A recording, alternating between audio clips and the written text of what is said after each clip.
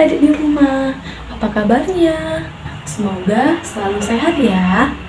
Nah, hari ini kita akan bercerita. Tapi sebelum kita bercerita, kita berdoa dulu ya.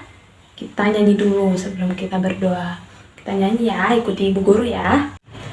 Tangan ke atas, tangan ke samping, tangan ke depan, duduk yang manis. Oke, kita berdoa ya. Yang Kristen lipat tangannya, yang Islam dibuka tangannya ya. Sikap berdoa yang benar, ikuti ibu guru ya. Ya Tuhan, kami mau belajar, kiranya Tuhan tolong kami. Terima kasih Tuhan, amin. Oke, kita sudah berdoa. Nah, sekarang kita akan bercerita dari cerita rakyat, yaitu ceritanya adalah pada zaman dahulu kala, dan cerita itu berasal dari masyarakat atau orang-orang yang ada di sekitar kita. Oke, nah kali ini cerita kita itu tentang dohong dan tingang. Ada yang tahu nggak apa itu tingang? Nah, kita akan bahas ya, kita akan cerita, oke? Dohong dan tingang.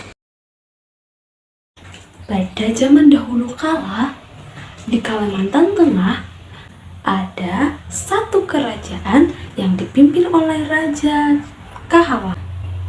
Dia memiliki istri dan mereka memiliki seorang putri. Putrinya cantik. Putrinya bernama Intan. Dia memiliki perilaku yang baik. Dia selalu baik kepada masyarakat. Dia ramah dan sopan. Setiap hari, dia selalu menyapa masyarakat. Di suatu ketika, ada seorang dayang yang tidak menyukai Putri Intan. Aku tidak menyukai Putri. Aku harus berpikir bagaimana caranya agar Putri tidak disukai banyak orang. Dalam satu malam, dia berpikir keras untuk mengusir Putri. Aku sudah punya ide. Aku sudah tahu bagaimana caranya Putri akan diusir.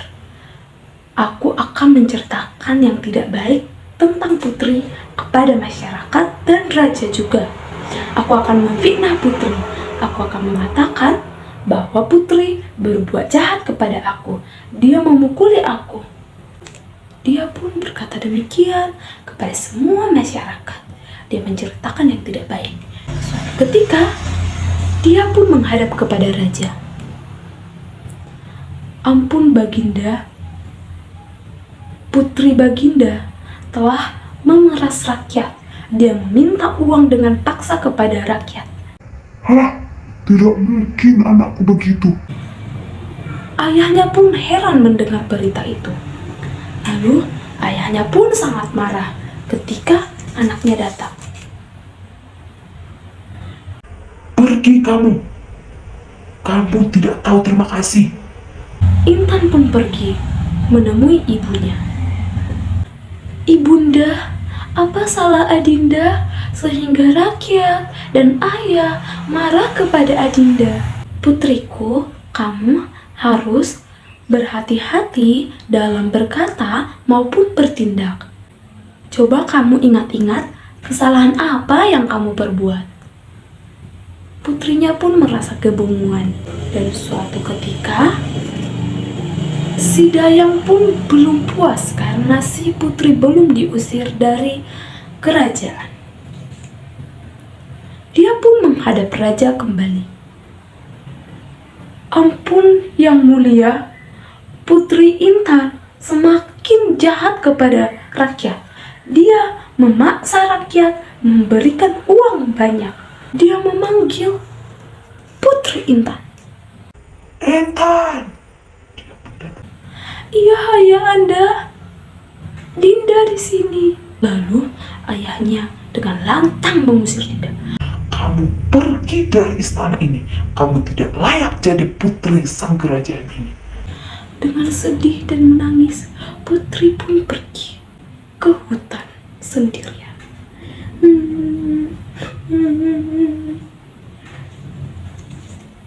Di hutan, dia hidup sendiri. Dia tidak memiliki teman dan seperti rakyat biasa. Dia mencari makanan sendiri dan hidup sendiri. Suatu ketika, dia ingin mencari makan sampai ke tengah hutan yang lebat. Di tengah hutan yang lebat, dia bertemu dengan seorang nenek keluar dari gua. Lalu, dia melihat di sekitarnya. Dia sangat takut. Dia pun melihat tiba-tiba seorang nenek. "Hai putri, aku baru siap dari bertapa. Aku sudah menemukan ilmu baru."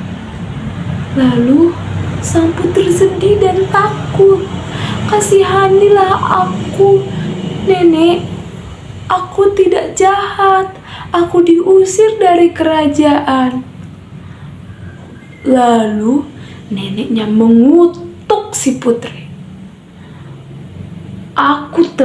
Aku akan mengutuk kamu menjadi seekor burung tingang. Dan kamu akan bisa berubah setelah kamu kembali kepada kerajaan. Akhirnya dia pun menjadi seekor burung tingang. Nenek ini pun langsung menghilang. Lalu dia pun hinggap di sebuah pohon dan dia diperangkap seorang pemuda di pohon. Lalu burung ini pun berkuciak, kucik, kucik, kucik, kucik. Lalu pemuda ini pun melihat, wah cantik sekali burung ini. Dia pun mengambil dan memeliharanya di rumah. Dia adalah seorang pemburu yang tinggal di tengah hutan bernama Dohong. Dia pun pergi lagi berburu. Di tengah berburu, dia tidak menemukan apa-apa. Akhirnya, dia memutuskan pulang ke rumah. Di rumah, dia menemukan banyak sekali makanan. Dia tidak tahu siapa yang memasak. Suatu ketika, dia pun pergi keluar. Tapi dia mengintip di rumahnya. Dia diam-diam masuk kembali ke rumah. Ternyata burung tingang itu berubah menjadi seorang putri yang cantik. Lalu dia heran dan takut. "Hah, kamu seorang putri?" "Iya, aku seorang putri dari kerajaan Kalang.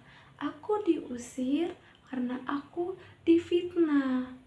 Lalu sang pangeran pun, Mengapa kamu bisa menjadi burung?" "Aku bertemu seorang nenek. Lalu nenek itu mengutuk aku dan syaratnya aku harus kembali ke kerajaan agar aku bisa menjadi putri kembali."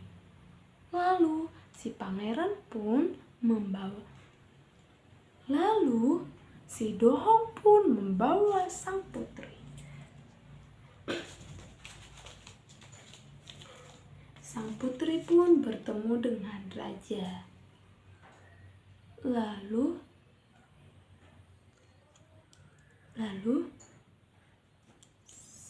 Dohong pun menceritakan yang terjadi. Akhirnya ayahnya tahu siapa yang memfitnah putrinya. Seorang dayang jahat. Lalu ayahnya dengan tegas mengatakan, "Pergi kamu telah memfitnah Pergi kamu telah memfitnah anakku." Dia pun diusir dari istana. Dan akhirnya ayahnya memeluk putrinya dan menikahkannya kepada pangeran. Akhirnya mereka pun dinikahkan bersama selamanya. Akhirnya mereka pun dinikahkan. Akhirnya mereka pun dinikahkan oleh sang ayah dan ibunya. Tadi ada yang tahu apa tadi itu Tingang? Iya, Tingang itu adalah burung yang cantik yang kita sering lihat. Siapa yang memiliki perilaku yang jahat tadi? Iya, Dayang. Terus siapa? Tuh, nenek tua itu. Iya. Nah, adik-adik, pesan moral yang bisa kita ambil dari cerita Dohong dan Tingang adalah untuk kita harus berbicara jujur dan tidak boleh membicara yang tidak benar. Apalagi perilaku orang, kita bilang dia padahal baik, tapi dia tidak baik, kita bilang itu adalah memfitnah. Jadi kita tidak boleh mengatakan yang tidak benar ya. Oke, dadah. Terima kasih.